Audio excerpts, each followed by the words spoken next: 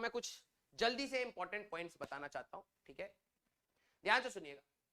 जड़ी बूटी आपके लिए फिजिक्स ना होने के, क्योंकि अब आपके जो चैप्टर्स मैंने आपको बताया था बेटा, ठीक है, मैंने आपको बताया था कि जैसे जैसे आप फिजिक्स में घुसते चले जाएंगे टफ होती रहेगी। ये और सब्जेक्ट्स में ऐसा नहीं है, ठीक है, और सब्जेक्ट में देयर विल बी जर्क्स, अचानक एक झटका लगेगा, फिर लगेगा अच्छा टफ है या आसान है, ठीक है। फिजिक्स में ऐसे, फिजिक्स बिल्कुल मजा दिलाएगी दिलाएगी दिलाएगी, टफ होती जाएगी टफ होती जाएगी टफ होती जाएगी, ऐसा होता है। मैं अभी 5 पॉइंट्स आज डिस्कस करूंगा, रेस्ट ऑफ द पॉइंट्स अगली क्लास में डिस्कस करूंगा, ठीक है। पहला पॉइंट, स्टडिंग फॉर्मूला।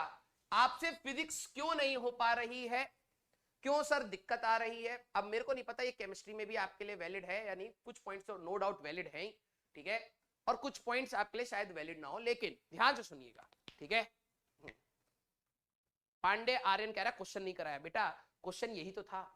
आपके पास इसमें फॉर्मूले ही कौन से हैं? स्टीफन्स लॉ पे आपका क्वेश्चन आता नहीं है ज्यादा, ठीक है, आपका न्यूटन्स लॉ ऑफ कूलिंग पे आता है। एक इंटीग्रेशन वाले बेस्ड क्वेश्चन होते हैं जो आपको अभी करने नहीं है, और एवरेज फॉर्म वाले आसान है बस, ठीक है।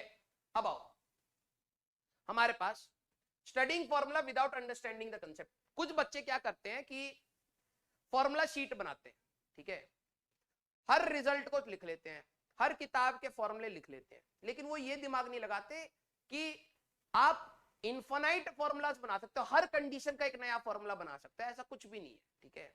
हर क्वेश्चन जो आपने सॉल्व किया उसको एज अ कंसेप्ट बना के आप वो कर सकते हो, लेकिन पूरे सिलेबस में नंबर ऑफ कंसेप्ट्स तो हमारे पास लिमिटेड है। नंबर ऑफ कंसेप्ट, जैसे अगर मैं आज के लेक्चर को समराइज करूं तो प्रीवियस ने बोला, बेसिकली प्रीवियस रेडिएशन क्या होता है, ध्यान से सुनना। अगर मैं एज ए स्टूडेंट कह रहा हूं कि आप क्या पढ़े इस लेक्चर से, वो सुनना जरा, कि रेडिएशन में कोई भी बॉडी होती है जब रेडिएट होती है तो गर्म भी हो सकती है, ठंडी भी हो सकती है, और वो इलेक्ट्रोमैग्नेटिक वेव से होती है जिसको मीडियम की जरूरत नहीं। तो प्रीवियस थ्योरी ने क्या बताया कि कोई भी बॉडी किसी भी टेम्परेचर पे हो रेडिएट भी करती है और एब्जॉर्ब भी करती है। अगर रेडिएट ज्यादा कर रही है तो ठंडी हो जाएगी, एब्जॉर्ब ज्यादा कर रही है तो गर्म, और अगर दोनों रेट बराबर हुई तो टेम्परेचर चेंज नहीं करता। फिर स्टीफेंस ने बताया कि हमारे पास जो रेट ऑफ कूलिंग या rate of heating dq by dt होता है किसी भी बॉडी का, वो होता है सिग्मा E a t की पावर 4। जितना ज्यादा एरिया होगा और जितना ज्यादा टेम्परेचर होगा उतना ही रेट वो ज्यादा एमिट या एब्जॉर्ब करता है। E हमारे पास एक कोफिशिएंट होता है जो ये बताता है कि ब्लैक बॉडी के कंपैरिजन में वो कितना एब्जॉर्ब या एमिट कर सकता है, ठीक है। फिर स्टीफन्स लॉ ऑफ कूलिंग ने बताया था कि हमें कितना किस रेट से टेम्परेचर फॉल करता है, dt by dt equal to minus sigma EA by ms t की पावर 4 माइनस t नॉट की पावर 4। कैसे किया था? जो रेट ऑफ एमिशन था वो बॉडी का टेम्परेचर डिसाइड करेगा, और जो रेट ऑफ एब्जॉर्प्शन है वो सराउंडिंग का टेम्परेचर डिसाइड करेगा, दोनों का डिफरेंस वो उसको रेट ऑफ कूलिंग देगा। लेकिन पंगा ये था कि स्टीफन्स लॉ का कैलकुलेशन करने में बहुत दिक्कत आती थी, तो न्यूटन्स ने उसको अप्रोक्सीमेट करा कि अगर किसी बॉडी का टेम्परेचर T और T नॉट ज्यादा डिफरेंस नहीं है तो वो dt by dt is equal to minus K T minus T not है। इसको भी लगाने में दिक्कत आती है तो हम लोग उसका एवरेज फॉर्म लेते हैं। dt होता है change in temperature upon time equal to minus K, और t होता है average temperature minus T not. खत्म चैप्टर, ठीक है। ये तो अगर आप जबरदस्ती फॉर्मूले पे फॉर्मूले बना रहे हो और आप सोच रहे हो कि सिर्फ फॉर्मूलों से अगर आप फिजिक्स कर लोगे तो ये आपकी फिजिक्स को चौपट कर रही है, क्योंकि आप कंसेप्ट्स के पीछे नहीं दौड़ रहे हैं। और आपके क्वेश्चन ना होने का मेन रीजन ये है क्योंकि आप थ्योरी इस तरीके से पढ़ रहे हैं कि बस आपको फॉर्मूला मिल जाए, एक जड़ी बूटी मिल जाए और उससे आप क्वेश्चन पे चिपका देंगे, आपका आंसर आ जाएगा। ऐसा नहीं होता बेटा, हर चीज का फॉर्मूला आप बनाने की कोशिश कर रहे हैं और ये भूल जाते हैं उनके साथ कंडीशंस होती है कि वो कब लगेंगी। आपको फॉर्मूला याद है, v equal to u plus AT plus S equal to UT plus half AT square V square minus U square equal to 2s।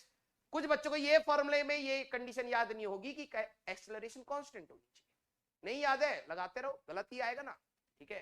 तो आपको ये याद रखना है कि सिर्फ फॉर्मूला नहीं पढ़ना है, आपके पूरे चैप्टर में कुछ लिमिटेड कंसेप्ट्स हैं, उन्हीं कंसेप्ट्स पे गोल गोल घुमा के आपसे क्वेश्चन पूछे जा रहे हैं, आपकी प्रैक्टिस होनी चाहिए। अब कुछ बच्चों को लगता है कि सर आप ये भी करा दो, इरोडो भी करा दो, आप PYQ भी करा दो, आप ये भी करा दो, वो भी करा दो। टीचर तो करा ही रहा है, खुद रंग बिरंगी किताबों से वो न्यूमेरिकल्स करते हैं।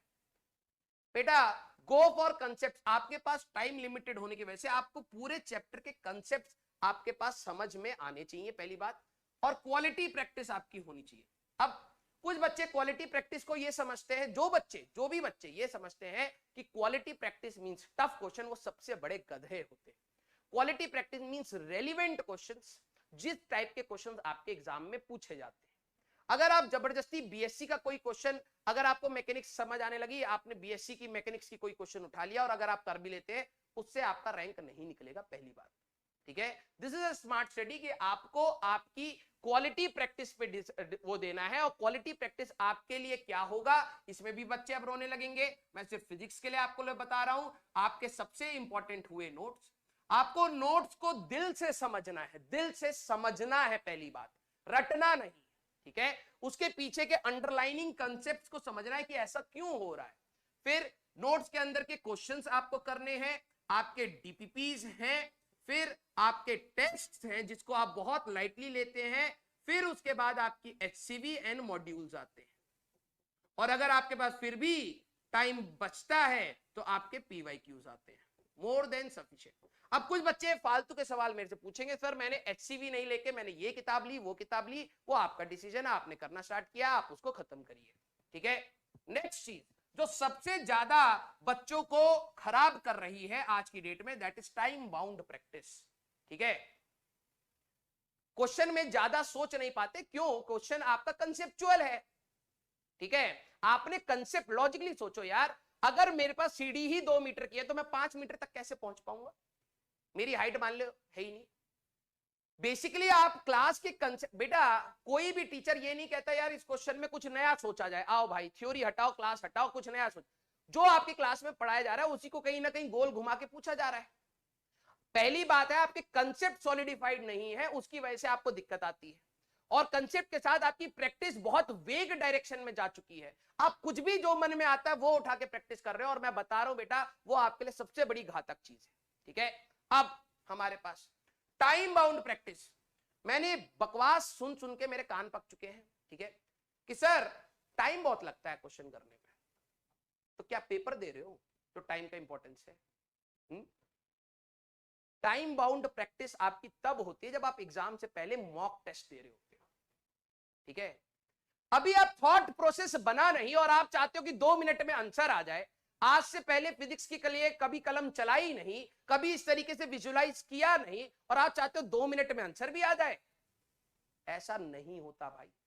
जब आप प्रैक्टिस करते हो तो आपको स्टार्टिंग में टाइम लगता है, 5 मिनट, 10 मिनट, 15 मिनट। अब आपको चाहिए कि नहीं भैया वो बच्चा 2 मिनट में कर रहा है, भैया 2 मिनट में वो इसलिए कर रहा है, हो सकता है उसकी प्रैक्टिस हो, या हो सकता है उसके पास दिमाग हो उस तरीके से सोच पाया हो, या फिर उसको हो सकता है याद हो। आपको अपनी प्रैक्टिस के टाइम में टाइम बाउंड होकर प्रैक्टिस नहीं करनी है, थोड़ा सा रिलैक्स करो। मैं ये भी नहीं कह रहा कि एक क्वेश्चन को पकड़ के 1 घंटे तक बैठो, लेकिन यस थोड़ा सा अपने आप को रिलैक्स करो। आप कोई क्वेश्चन में अटकते हो तो पेशेंटली देखो कि उसका कंसेप्ट क्या है,